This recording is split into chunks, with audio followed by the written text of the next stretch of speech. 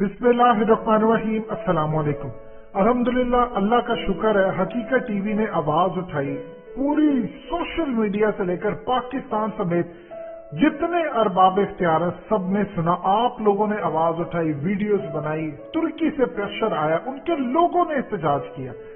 सबसे ज्यादा अगर उम्मत मुस्लिमा को किसी का शुक्रिया अदा करना चाहिए तो वो मलेशिया है।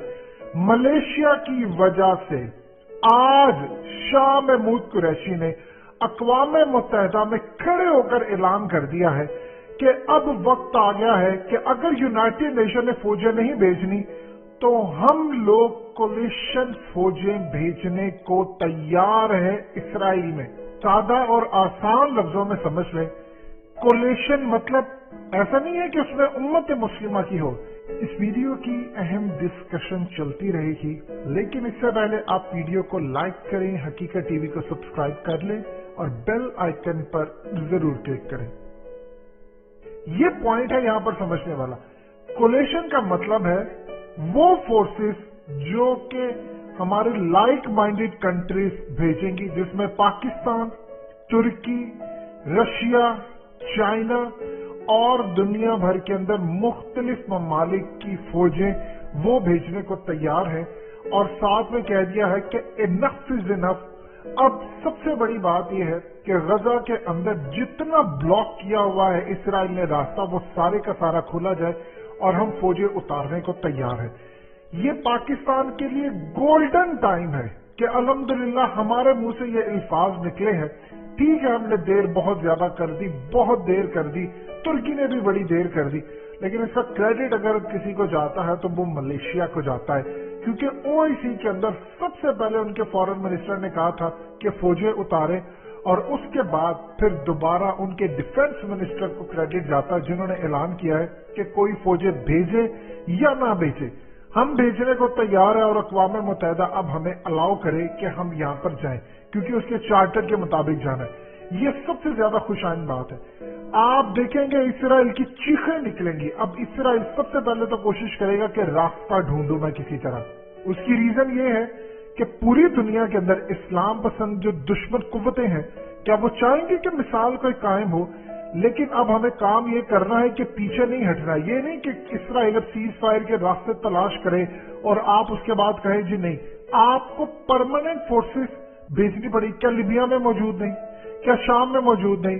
क्या अफ्रीका की कंट्रीज में मौजूद नहीं? सारी जगह पर मौजूद है। जहां पर अमन को खतरा होता है तो इस जगह फोर्सेस जाती हैं।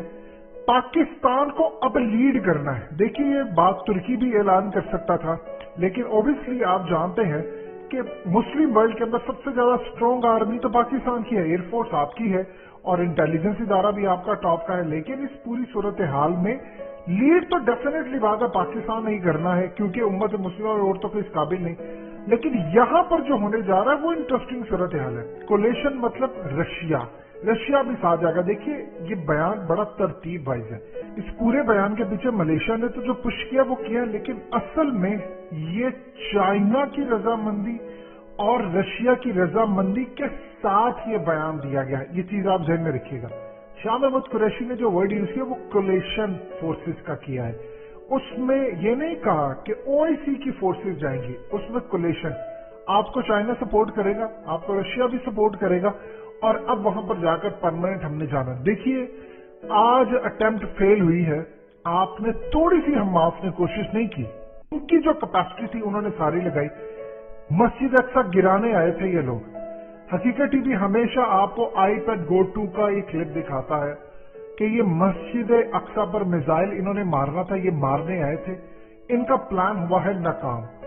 अब ये पीछे नहीं हटेंगे, इन्होंने दोबारा कोशिश करनी है, दोबारा ये आएंगे। बेहतर यह है कि आप अपनी फोर्सेस वहां पर डिप्लॉय करके रखें। अगर आप डिप्लॉय नहीं करेंगे तो फिर उसके बाद इसराइल अगर किसी वजह से 2-4 दिन में वो खुदा न खासा कोई मिसाइल मार के दोबारा कभी, तो फिर उसके बाद वो जंग तो जो शुरू होगी वो फिर हो जाएगी, वो एक अलग बात है, लेकिन फिर आपके हाथ से चीजें चली जाएंगी। बेहतर ये है, आपने फैसला ले लिया है, अब इस पर डटे रहें। दुनिया के अंदर अगर चाइना के बाद सही मायनों में अब मुस्लिम कंट्रीज के साथ कोई खड़ा है तो वो है रशिया। रशिया की सबसे बड़ी स्ट्रेटजी ये है कि मुस्लिम फोर्सेस का वो इस्तेमाल करता है मुस्लिम कंट्रीज के अंदर, اور علماء کا استعمال کرتا ہے، یہ بہت سارے لوگ نہیں جانتے۔ دیکھیے جو مسلم کنٹریز کے جو لوگ ہیں یا ہماری فورسز ہوتی ہیں ان کا ایک الگ مزاج ہے۔ جو غیر ملکی فورسز میں مسلم لوگ ہوتے ہیں، فوجی ہوتے ہیں، ان کو یوز کرنے کا جو ٹیلنٹ اور دماغ رشیا کے پاس ہے وہ کسی کے پاس نہیں ہے۔ رشیا نے شام کے اندر کامیابی لینی تھی، انہوں نے علماء کرام کو بٹھایا اور جو مسلم فورسز تھی ان کو کہا کہ ان کو بتائیں خوارج کیا ہے، فلانا، انہوں نے ایکسپلین سارا کیا، انہوں نے کہا کہ آپ کی ان سے جنگ ہے، یہ آپ کے مذہب کے مطابق ہے۔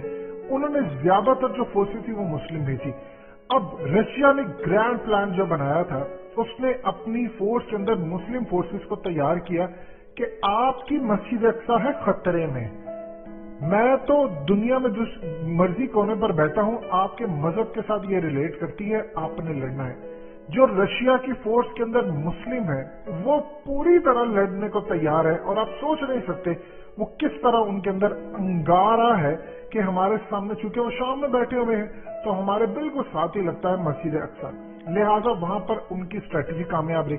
روس نے جب پش کیا تو ترکی بھی تیار ہو گیا۔ سب سے زیادہ اگر کریڈیبلٹی کسی کی گری ہے تو وہ ترکی کی۔ آپ یہ دیکھیں کہ ترکی کے فارن منسٹر بھی آئے، انہوں نے آ کر سب کو یہ نقشہ دکھایا، انہوں نے کہا یہ دیکھیں یہ نقشہ تھا، اور یہ انہوں نے ہڑپ کر کہاں سے لے کر کہاں تک چلے گئے۔ 1947 میں فلسطین تھا، پھر یہ چلے گئے، اور آج فلسطین نہ ہونے کے برابر ہے۔ اب انٹرنیشنل سطح پر یہ کام جب ہو جائے گا تو سب سے زیادہ خطرہ تو انڈیا کو ہوگا۔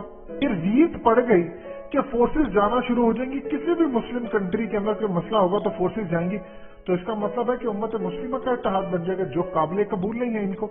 اب ہم کو یہ چیزیں سمجھنی ہے کہ آنے والے وقت میں پاکستان کو یہ لیڈ کرنا ہے، یہ بہترین موقع اپنی فورسز اتار دیں، پاکستان کی قیادت کے اندر مسجد اقصی کی حفاظت ہو، اللہ کی اس سے زیادہ نعمت ہو ہی نہیں سکتی آپ کے پاس، اس سے زیادہ کیا ہوگی۔ اب آپ دیکھیں گے کہ آپ کو اسرائیل کے اندر سے نظر آئے گی یہ بات کہ جی ہمیں سیز فائر کرنا چاہیے، اب آپ کو نتنیاہو بھی بیٹھتا نظر آئے گا، اب اسرائیل کی جانب سے ان کے منسٹر، ان کی فورسز کا یہ بیان آئے گا کہ دیکھیے ہمیں سیز فائر کرنا چاہیے، بہت ہو گیا فلانا۔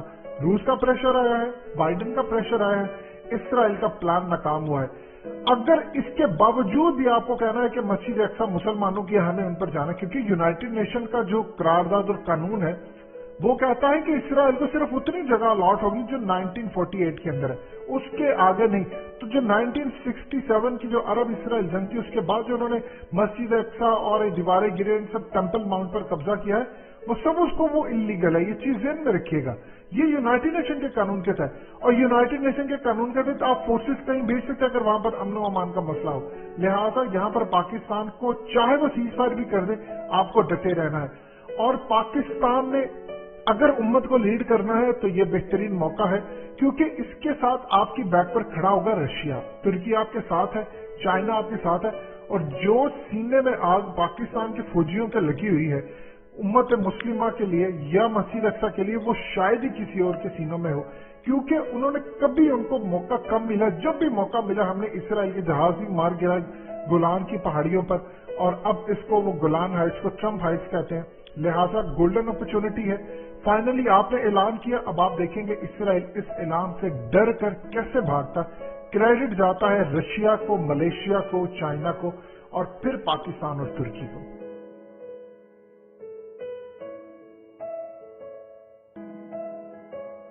حقیقت ٹی وی کو سبسکرائب کرنا مت بھولیں، ویڈیو کو لائک کریں، شیئر کریں، اور کمنٹ سیکشن میں اپنی رائے کا اظہار ضرور کریں۔